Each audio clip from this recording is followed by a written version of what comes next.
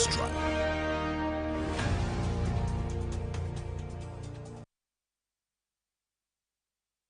Well, domestic violence is a very huge problem for Uganda, and so is in the rest of Africa.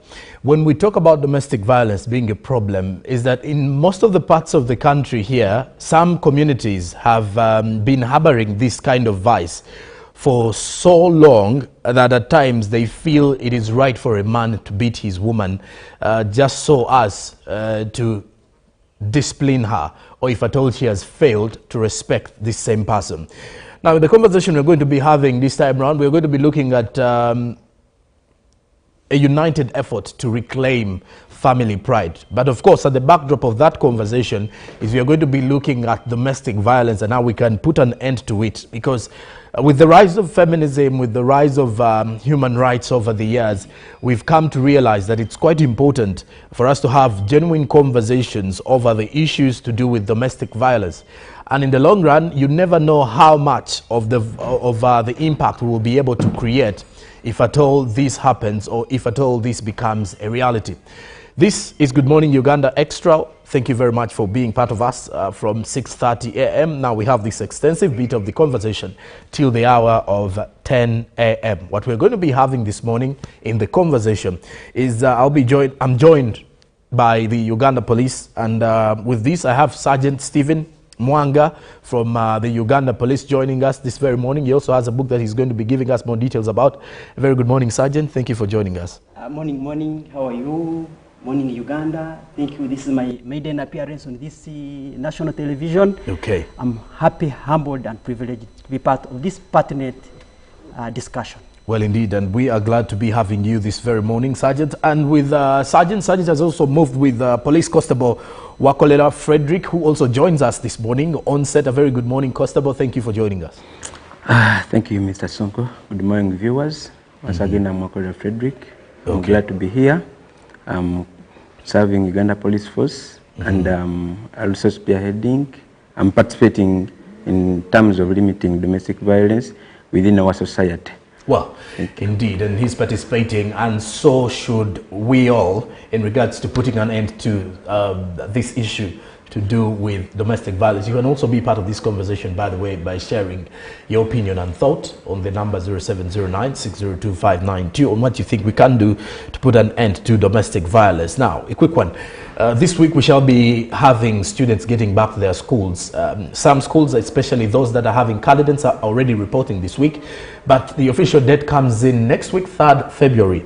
Now, the question is, however, in most areas where parents have no money to take their children to school, or where other fathers decide to run away from responsibilities, there is always that bit of cases growing every day of domestic violence during this kind of a week after the holidays. One may wonder, what are we going to do, especially this week? But we're going to be having this conversation. I'll start off, of course, with Sergeant Stephen Mwanga. Sergeant, we are having a very big conversation here. But I wonder, from your side of things, do you think the society has failed, to handle domestic violence, or it is something we deliberately just leave out there? Yeah, thank you very much. Thank you very much, our host. We shall be unfair if we unpack this topic without giving a brief background. What is domestic violence? Okay. It's a person's act or failure to act that causes physical, mental, financial, and psychological harm to the other in a home setting. Society and our communities have played their part. Religion has played its part. Culture has played its part. The Uganda Police Force, through Child and Family Protection Unit, they played their part. But we feel we need more energy. We need more approaches that today we have come to share with this nation. Best approaches that are sustainable. This country has continued to suffer in the shadows of domestic violence. And this topic is spot on in this season as our beloved children are going back to school. Allow me, our host, Congratulate the recent P7 candidates who have made it. Congratulations to this nation. Congratulations. I also had my daughter, Tohide Daphne and Ingrid. We congratulate them. But cases normally rise. According to police crime reports, you can find them, you Google, it's online, it's everywhere, 222, 223, 224. In this season, this is the time when parents, some parents want to run away from their constitutional obligations. As parents, we have obligations as guardians and parents to support children in their journey of attaining education. It is both a constitutional mandate, but also a global mandate through SDG number 4. So we feel that we appreciate the institutions that have played their part in fighting the monster, but we have a more sustainable approach that we are advocating today, and we are going to unveil to the nation. Okay. Thank you very much. Well, indeed, and I like the fact that he has started off with just giving us a breakdown of domestic violence so that we can pretty much get in sync with the conversation we're going to be having, our dear viewer.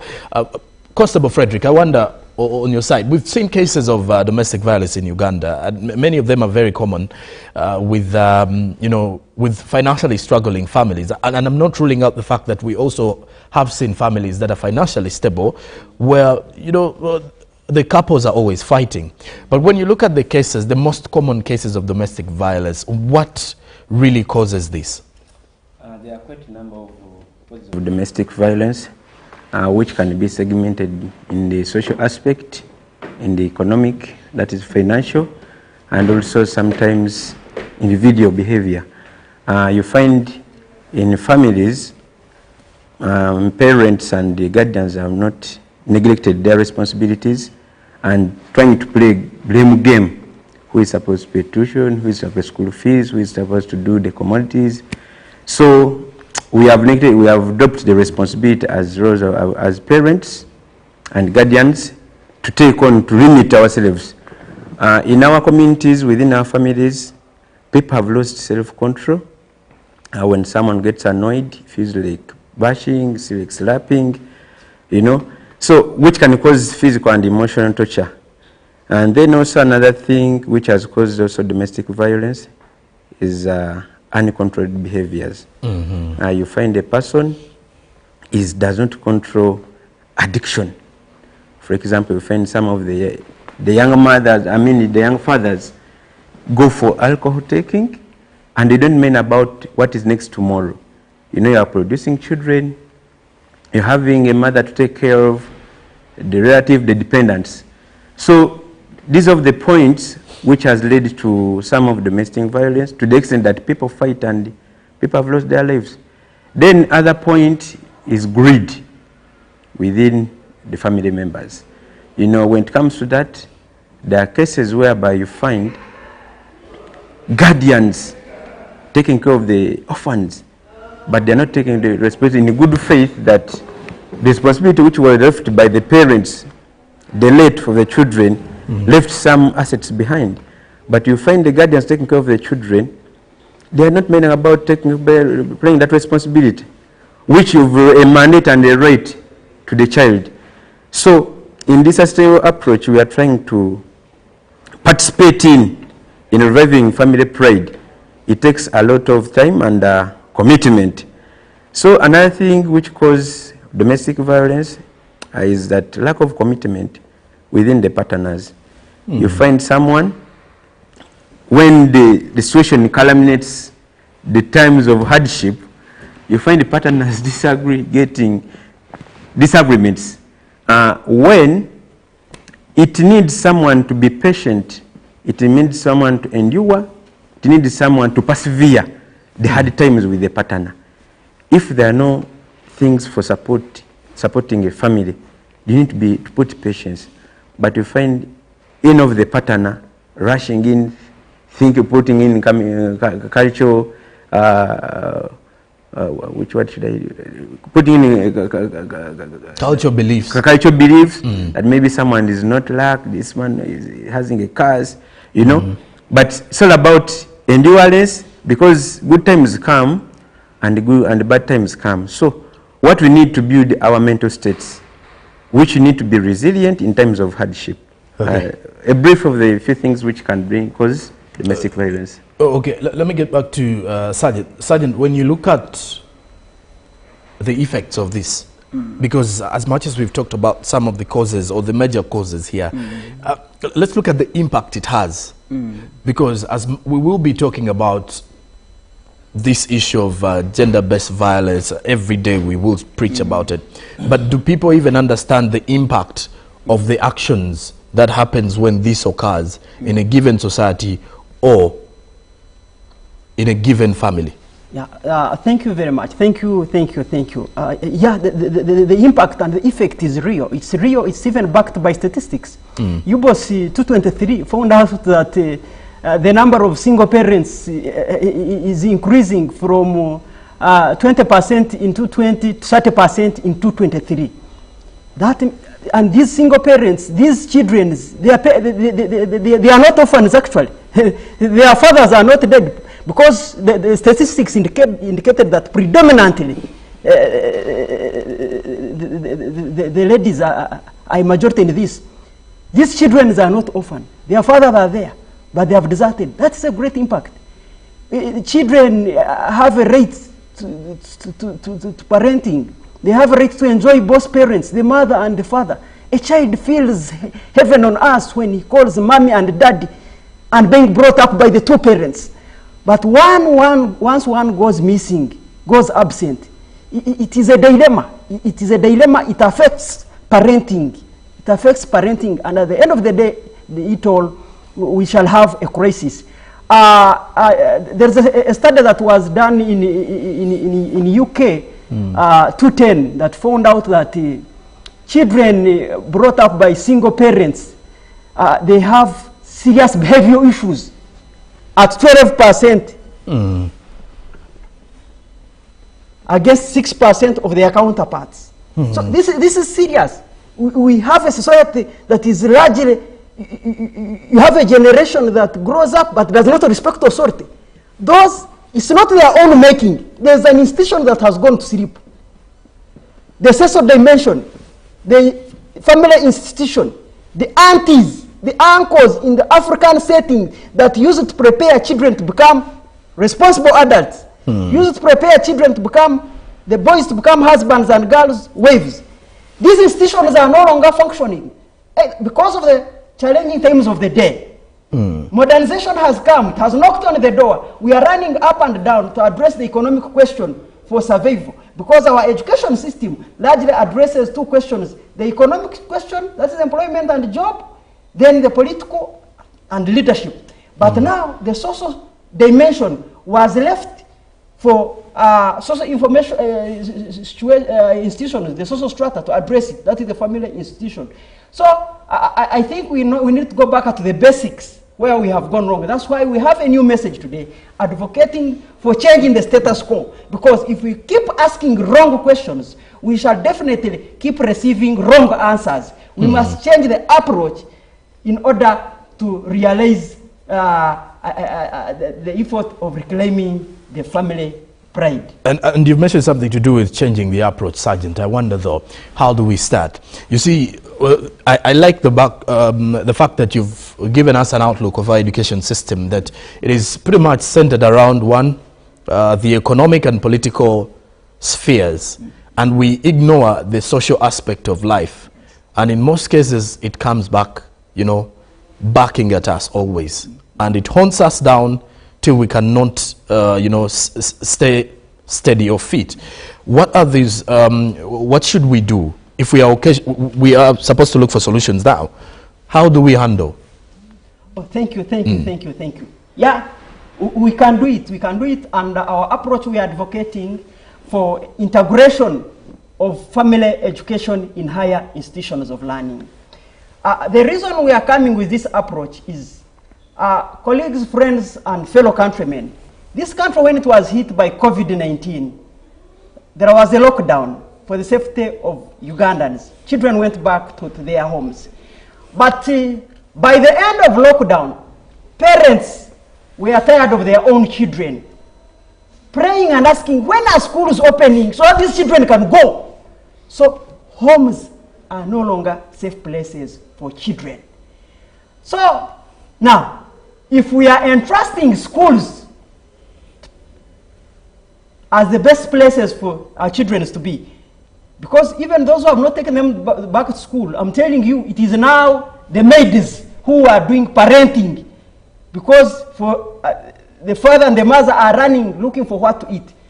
We can entrust the education system as we have entrusted it before, and advocate for integration of family education in higher institutions of learning. Do not get worried. We have the packages, we have the content, we have the literature. We've not come here to also add on the voices of lamentations. No. We've authored a book about the marriage institution that has local content. Africans, we understand our challenges better. We understand our stories better. We understand our lifestyles better.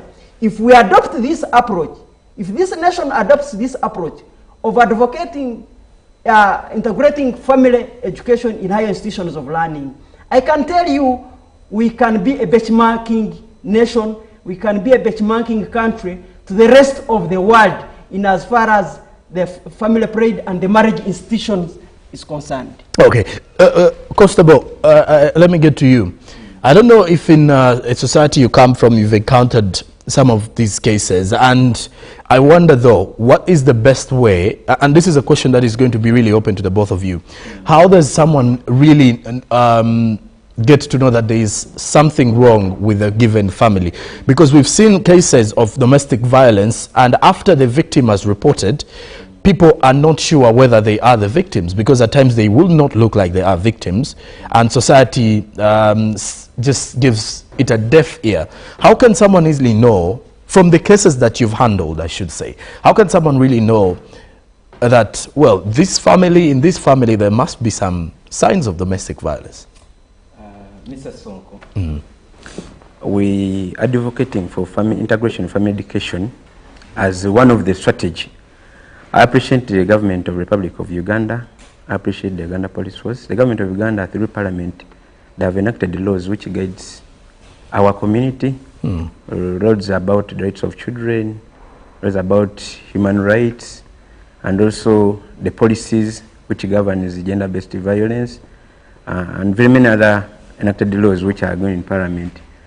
I also thank Parliament of Uganda that they have enacted the law about anti-homosexuality, which was becoming a monster. When it comes back to our family settings, the social strata which we are talking about is broken. Literally, in our tradition times of our grants, we used to have the roles of aunties, the role of uncles, the roles of grandpas in regarding mentoring and nurturing children, which are no longer existing. In our times, we find that people are waking up at 5, going to look for what to survive on. And you are waking up with the toddlers, taking them to school as early at a tender age, infant age of 3 years. So, and those are left back home. We leave them with the maids. This issue, which we are tackling on collectively, because even the government of Uganda has very many roles it has played, but we still continue, at least to advocate for more, is that in the recent times, you find that families, parents and guardians are leaving children with maids, but you know, you are trusting a maid, but whose character you have not analyzed before being brought at home. So where does that leave us? It has left young children losing life. Of recent, there's a case in Chira whereby a maid was tutoring a kid. So the social strata of our community is really broken, and that's when we need to revive it back to reclaim our pride. Family education in higher institutions of learning, me, I'm attached to Chambogo Police Station. Okay. But when you interact with the students, you find that there is a question called communication skills, regardless of the university program. You're supposed to be having it too. Yes. You find that it is lectured everywhere. So we feel through this approach that if in a recommendation that this strategy of family education is taken, it can limit on the scourge of domestic violence, in a sense that whether the person will intend to marry or not, he will go with such tips of marriage, you get, at the university. Because in recent times you find people from in their third years, they are getting up, they are coupling, but they are coupling on the basics of excitement, basics of stimulation, feelings, but not putting in reasoning and character. Okay. You know, yeah. So we need to get on this approach that really we limit on the cases of domestic. People are losing lives, cases of people killing each other, partners. You know, and where does it leave the children? Okay. The children are left suffering. Okay. So we need to restore that pride. Then also, in the same sense, it will help us to create more harmony within people without blaming, negligence, you know, abandoning responsibilities. Okay. Yeah. And Sergeant, back to you. Same question. I wonder, what are those most common signs that there is domestic violence happening in a given family? Because you see, as much as you can easily move around communities, you can know. You can easily tell and say, now, these particular signs need some further investigation, and maybe we need to sit down this family and we kind of, have a conversation about helping them out. Yeah, thank you, thank you. There are very many signs that you can tell that domestic violence has visited a particular home. As in our unveiling of this topic, we highlighted on the forms of domestic violence. That's both physical, emotional, psychological, financial. So sometimes it is even visible. It's visible. Sometimes police may not necessarily come to your home when you've not invited it, but sometimes police may respond when it hears in the neighborhood there is some noise. Then the people are running towards a particular family. Police will automatically invite itself to find out what is the problem. So sometimes domestic violence is physical. When you see somebody is being battered, but sometimes it is also psychological. You see somebody growing thin, somebody is mental and psychologically tortured. It tells you, man, I'm in hell, I'm in this relationship, this man is torturing me, locks me inside, he doesn't want me to go anywhere. So it is psychological. But as my colleague has highlighted, that regardless of all that, you see, the challenge is the beginning. Once we mess up the beginning, the rest of it will be firefighting. If we can change the basics, if we can change the status quo and address these things right away from the beginning, we can be able to attain a number of achievements. Especially, the marriage institution has been left to chance and luck. Colleagues, the education system, if you go for us joining the Uganda Police Force, you'll go for training of not less than a full year. Training you to prepare you to be a police officer that this country desires. The designers of this curriculum, the designers of these trainings, the designers of these institutions, they realized that picking me in my village and giving me a police uniform to serve Ugandans, it is very disastrous. It would be a disaster. So that's why they organize trainings. Professionals at universities, they go for 3 years to become professionals in the areas and attaining skills. But where is that institution that prepares people for marriage? And yet it is a lifetime commitment. So these are the areas that we need to address now.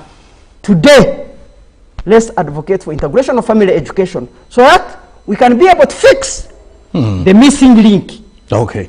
And Constable, you wanted to add something onto the same here. How you identify signs that the domestic violence within homes? In most cases, you find that parents, regardless of which gender, they tend to withdraw from homes. You find a man, when he leaves work, he'll branch at a bar, and within their group, and they share times, they come back home. You find in most cases others, they spend half a night in the offices. Someone's going back at midnight. Then also, Other sign is that anxiety. People develop anxiety, which is very, very dangerous. This is a mental state. Someone becomes so anxious, he feels he's not safe when a partner comes home or when he's away. They're scared. They feel better when they're not home. Yes, yes.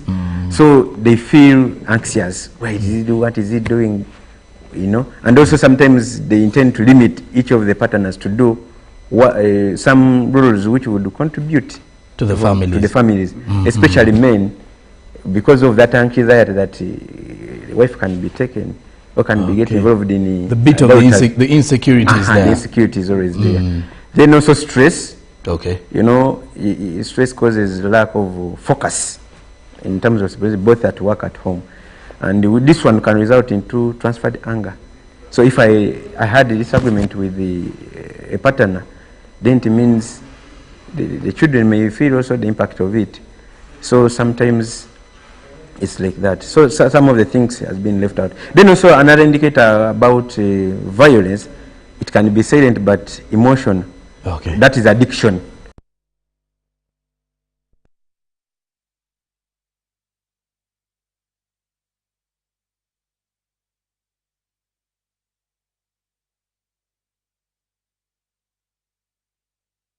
Into passionate marriage, and this particular one is written by Sergeant Mwanga Frederick. So he's going to be giving us some bit of that, of what is inside the book. But then after the break also, we're going to be looking at the marriage institution, stakeholders and policy makers dialogue. That and more is coming up after the break, so stick around. We will continue shortly.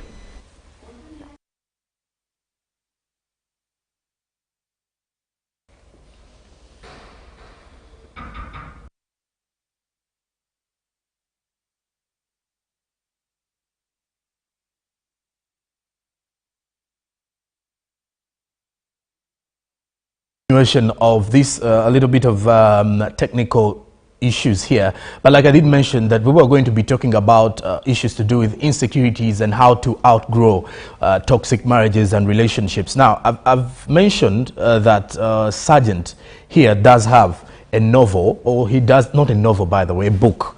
If I call it a novel, some of you might think it's one that you could just read in your free time. Well, of course it is one, but it has more of very informative written literature in there, which talks about families and building on the same.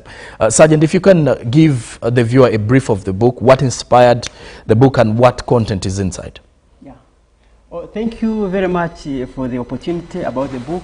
Insights into Passionate Marriage book. It's a book that was launched by the Uganda Police Force on the 6th of December 2023. I congratulate and thank the Uganda Police Force to also keep encouraging these innovative mindsets when they come in, especially adding on the existing efforts of the Uganda Police Force in their journey towards addressing domestic and gender-based violence. Insights into Passionate book is a marriage book that I would recommend for both Ugandans. I can tell you we are all products of the family institution. We are all products of the marriage institution, regardless of what type of marriage that brought you to this world. Insights into Passionate Marriage is a book that provides practical perspectives on how to have a successful marriage relationship. You see, it's one thing to get married, and it's another thing to sustain marriage as an institution. It was a piece that we put together when we were celebrating 20 years in marriage. I can tell you it's a handbook, a good therapy for even institutions. I recommend institutions, I recommend government departments to have these books. They will help address the challenge and the monster of domestic violence. It's also a very interesting book that helps, it gives tips on how to add a flavor in a love relationships. Yes, it is a substitute to the aunties and uncles that absent now are not playing their part in proper nurturing and upbringing. This book answers it. In the African tradition, a parent, a mother or a father, there are certain things you don't speak to your daughter or your son. So it was reserved for the uncles and aunties. But now for now, the only way you can speak to them is buy a copy of the book, give it to them, they read it, they interact with the content.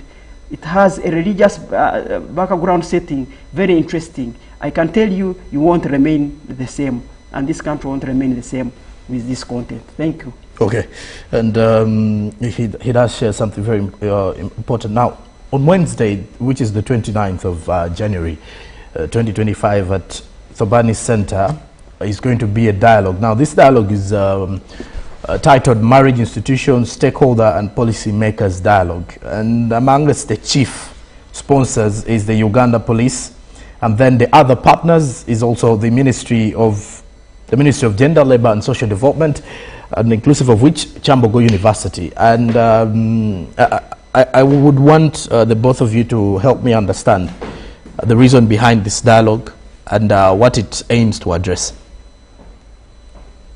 Thank you very much. Thank you very much. The dialogue is spot on. We need a discussion as a nation. We brought in different stakeholders because if one, as you said, it's a marriage institution, stakeholder and policymakers dialogue.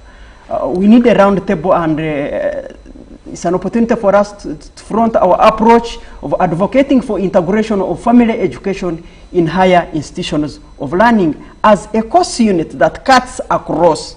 My colleague hinted about it, Mr. Frederick, that if it is integrated as communication skills in higher institutions of learning, especially for university, communication skills cut across in any course unit. Whether you are doing engineering, you are doing sciences, you are doing humanities, it is a package. So we feel if family education is integrated as a course unit that cuts across, we can help this nation, we can help the Gen Zs, we can help this younger generation to really don't miss out on the opportunity.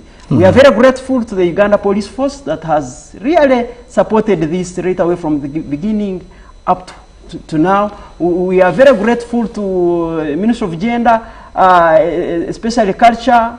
Then we are very grateful to Kyambogo University, and especially the Kyambogo University students that are part of this championship. So we also encourage UBC, and really I thank you that you're already part of it, because giving us this platform to share with our fellow countrymen and women, really, it is really an opportunity that we can't take for granted. Thank you, thank you. You are welcome to this dialogue. Come really, we speak to this nation. Gentlemen, this week, parents are on the rush to take their children back to school. We've seen P7 results were released, and I want to believe, Sergeant, you're also in the rush to look for the best secondary school that your daughter should go to. And, you know, during this time, in many areas, whenever this happens, families get into some bit of the wrangles. You find some men hiding away from, you know, contributing their share of school fees or school dues, and at times they leave everything to the women, and at times men run away from home. And then wrangles also erupt. Then some stories will come in. People were caught fighting, and at the worst, some are reported dead. When you look at this, as we're heading into this period, what would be the advice to the parents out there? Those who are, you know, in that bit of a rush, and they've been having wrangles over time. I'll start with you, Constable. One of the things which parents and guardians should put into consideration, at least to limit on the damage of misunderstandings, is to sit on round the table. First of all, you agree on what you should do. You know, we wish to take children back to school in one of the best schools we desire, but first of all, as parents and guardians, we need to check our pockets. Take the children to schools which are pocket friendly. However much you desire to take children where you wish to be, but the pocket determines. Then also another thing is that we need to prepare in a time. especially towards the end of the year, there are some festivals we engage in, the Christmas festival, the New Year. But as soon as the third term breaks in the end of the year, as parents, you need to think of the next year's duty of taking back children to school. So we need to have preparation in time. Then also another point which I can encourage is that communication between the partners and between the guardians who are taking on the responsibility of children, that what to do. You know, you can't be silent when things are going south. So you need to at least communicate to each other. Then another point, there should be transparency between the partners and the guardians to take on the responsibility. This one especially in the married partners. When a husband doesn't have really, when it's not working out well and it is trying to another gender of woman, please women, I encourage you be transparent. There's that command which is always on the Mudaliso. Because children is a shared responsibility, and it is a product of two people where God gifted us to really enjoy, especially in the principle of procreation. So communication is very, very fundamental. Okay. Sergeant, the Economic Times, and I don't want to use this as an excuse for so many people, because there are people who are not having issues with that. But when you look at, you know, the largest percentage will tell you January has not been a good month for them. We all know how long this December, January holiday is. Now the children, it's time for the children to go back home. We do not want to report issues and cases of that. What would you, you know, give out to the parents out there as we're heading into first term? Thank you. You've talked about January and its consequences. Some Ugandans, they have even some phrases they construct to describe January, that January is not Januarying. Yeah, for sure it's tough. It's tough because of the festive season. Sometimes we have some financial indiscipline and what have you. But of course, lamenting can't help us. Now, this is the time now really we need to come together to the round table and one, exercise restraint. We may have previous issues. This is the time as couples you need to sit down, because you have that child. You have that child. He has a future. So sit down and exercise restraint, but also accept some degree of compromise. Accept some degree of compromise, especially on which school, because sometimes the reality of the matter is we must go to take our children to better schools, but cost-friendly within our means. So we should not put ourselves, because it has also been a source of conflict. You disagree because spouse A or couple A wants to take to first world schools, but the economy of the family can't sustain it. It's good to wish, but it's another thing with the reality. So, and couple Z or spouse Z is suggesting that depending on our financial standings, I think we can manage this school. So I feel that let's go for a compromise. Go for a compromise, settle it, because, and your child is not supposed to see this, because you are torturing them psychologically. They may even go to that school and don't perform. They begin remembering what has transpired at home. So this is the time as parents, let's put whatever didn't go wrong back. We leave it with 224. The year has gone. We are starting a new year. Let's start with a new chapter, a new resolution, and make sure we devise a better future for our children. Take them to schools that you can manage within your financial muscles. Well, gentlemen, our topic has been a united effort to reclaim family pride. I wonder, and what can we do? Because as we are upbeating up with this conversation, how do we reclaim family pride? The truth is, we have lost it as a society today. Social media seems to be parenting on behalf of, there's so many busy, you know, parents. They don't take a lot of time to understand the growth patterns of their, you know, of their children, the changes within, and all they know is after a child has changed, how the child responds to the parents. Things are changing. How we grew up and how we were responding to our parents has changed so much with this generation. So how do we restore or reclaim this family pride? Because back then, your family name was more important than anything else you do. That bit of the legacy. Today things have changed. People do not care about keeping their family name. Their children are doing things differently, going astray. Let's dive into that conversation as we are winding up. I'll start with you, Constable. One of the things or the intervention we can make as a society, as a community, to revive our family pride, I will first on the dialogue which we are going to have on 29th of this January.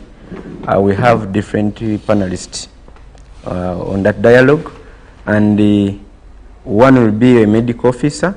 Okay. One will be a representative from Uganda Police.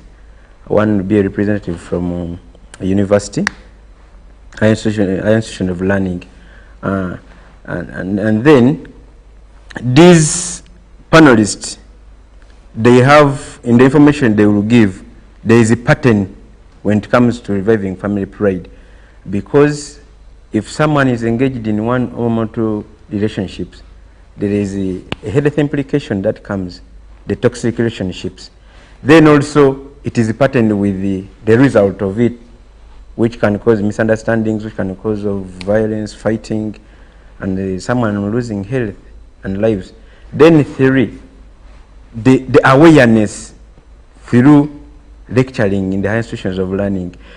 This dialogue aims at people who are 18 years and above. Even the leaders will be involved, the religious leaders, the cultural leaders. But God created us in earth in Genesis, and He commanded the man shall leave a father and a mother and find a lover and become one flesh. And also Proverb 18:22 says, a husband who finds a wife obtains favors from God. That is the biblical part of you. In that context, we need to revive it, our family pride, based on religion, regardless of religion. But we must have God in our homes, you know. Then secondly, we need to at least seek out for counseling for those who are married, where things are not going right. You know, you can't just wake up and move into a relationship without considering children, without considering the emotional state of the partner. So you can go out for then another intervention which we need to do is to have cultural visits. You know, at this level where we are, people meet at universities, people meet at employment, but with different backgrounds of ethnicity.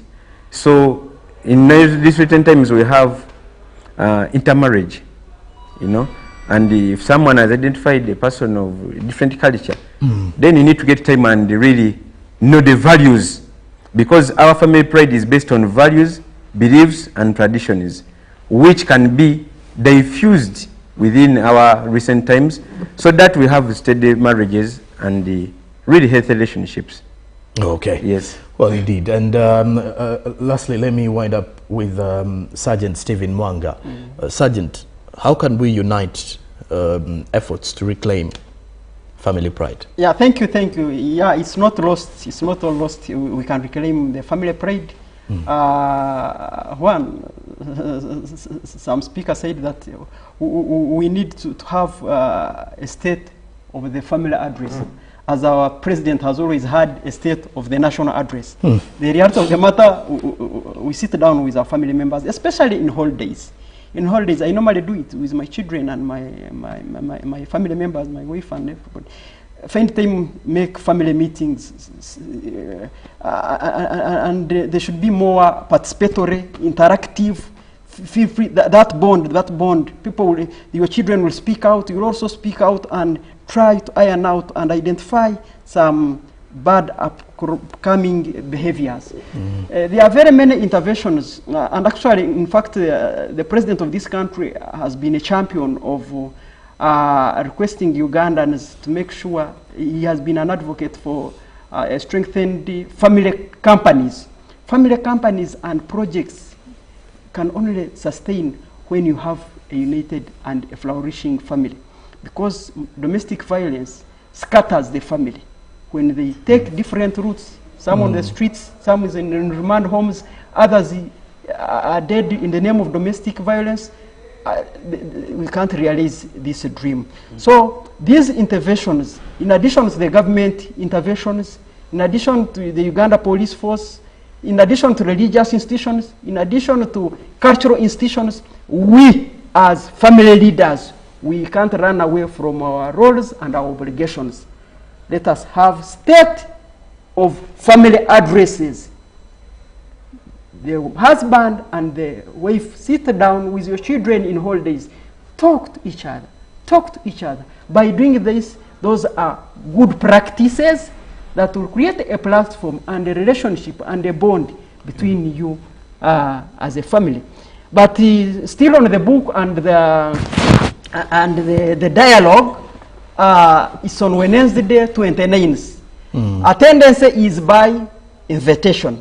1, it will be at Toban Center. Toban Center is just along Kampala Road, shortly after Parliament Avenue. True. Now, joining this dialogue, it's almost free, because you just come in, you buy a copy of this book at 50,000 only. 50,000, you get a free copy of the book, but also a sumptuous meal and a number of enjoyments in these interactions. So we welcome you for this dialogue. Please come, we participate together.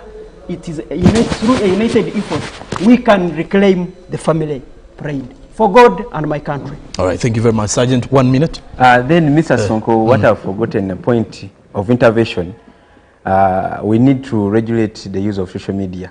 Okay. Because social media has really also impacted a lot, spreading negative information, which people are coping up to use within communities, and also it has really distracted many marriages. True. We must stick on principles which our grants set. Indeed. And this is the essence of this dialogue. How can we conceptualize it and integrate it into education? So really we call each and everyone, come one, come all. I thank the Uganda Police Force, I thank UBC. I call upon very many partners. This is the beginning of it. We call very many partners. Sometimes due to financial constraints, we may not reach far. But I take this opportunity to appreciate UBC TV for giving us these platforms. This is a partnership we need really to preach this gospel. At least in the great nation Uganda, really we must have a landmark on each and everyone's responsibility. Well, I've always been seeing social media posts where individuals say that you can only know you were raised right when you get to interact with certain individuals. So if at all you're an individual that is shaming your family and society, please find some shame, because it kind of feels like shame has completely lost our generation. But of course, we need to reclaim family pride. We need to safeguard the future of our children, of our grandchildren, to see that at least we really have some hope in the future. Today, families are breaking up so much. We are having a huge rise of single parenthood in the country. The cases of domestic violence day in, day out. We need to step up. We need to take action. We need to be vocal. We need to be very intentional, so to say. My 2 guests this morning have all been coming from the Uganda Police. First has been Sergeant Stephen Mwanga. And thank you very much, Sergeant, for being part of the conversation this morning. Thank you. And with Sergeant, he has moved with Police Constable Wakolera Frederick, also from the Uganda Police, I should say. Thank you very much, Constable. And to you, our dear viewer, thank you very much for being part of this conversation from the time we started, 6:30. And we'll be back tomorrow, same time. And maybe we shall be having a conversation around something very different, but a bit similar, but also in the realm of inspiring Ugandans. Have yourselves a good day and a good morning.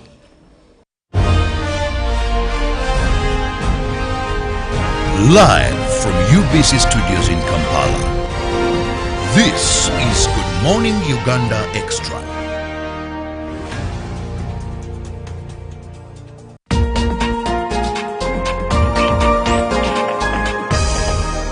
This week on UBC.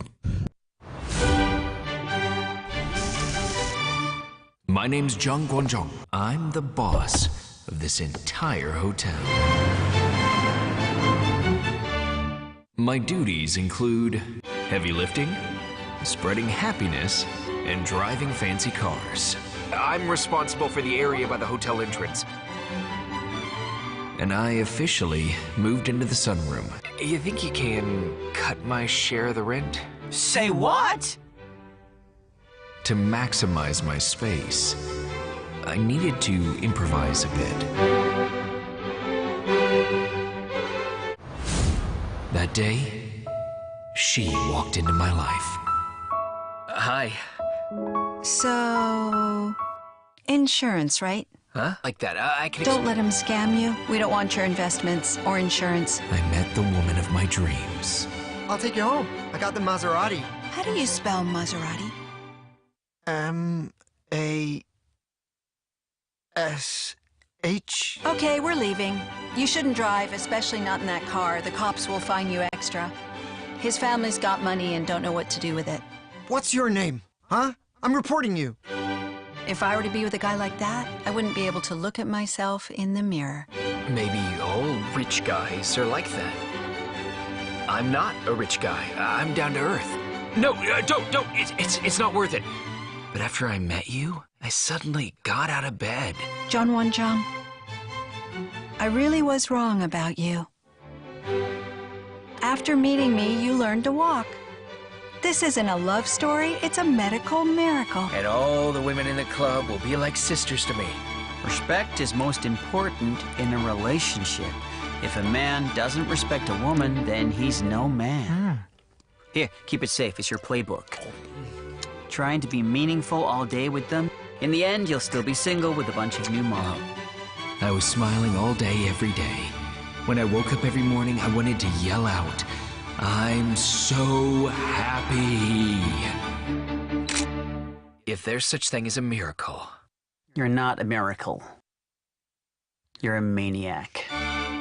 Most of the time, our lives are lackluster. You add all the brilliant moments, or what we call miracles. Welcome.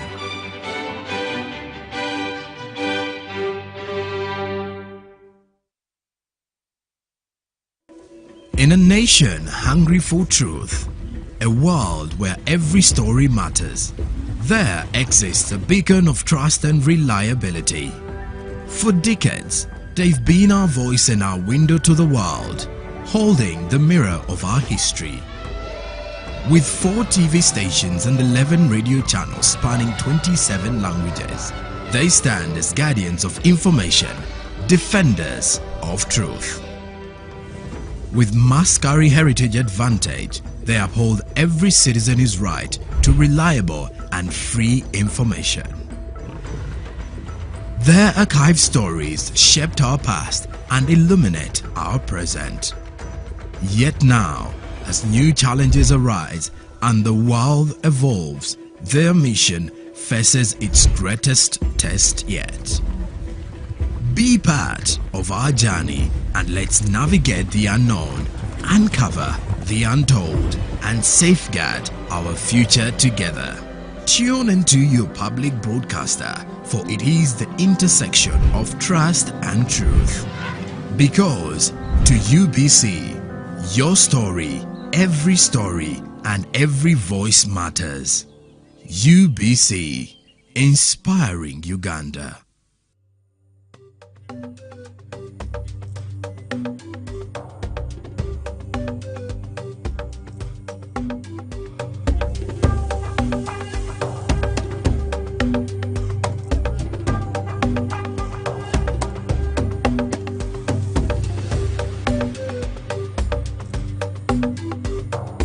PDM, changing lives.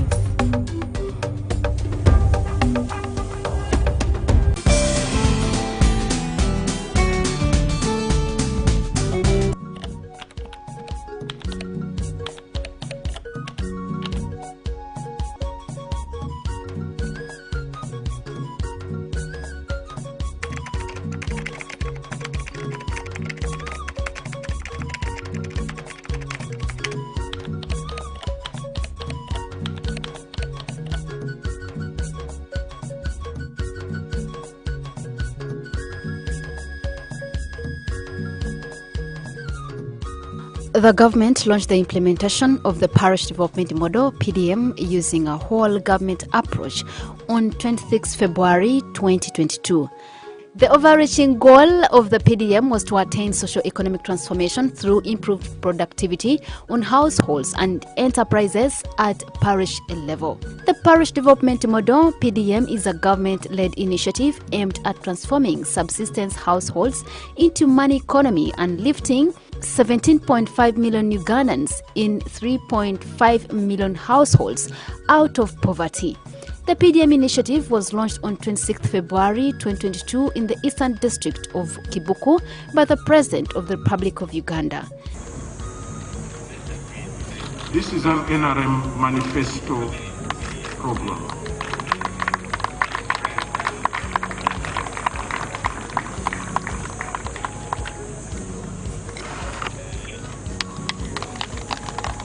Thank you very much, Your Excellency. This one of agriculture will be at the parish level.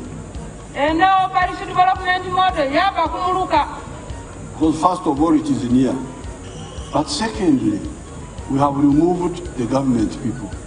Because previously with DADs, even with the Operation Wealth Creation, government people were the ones giving seedlings, giving pigs, giving. They are the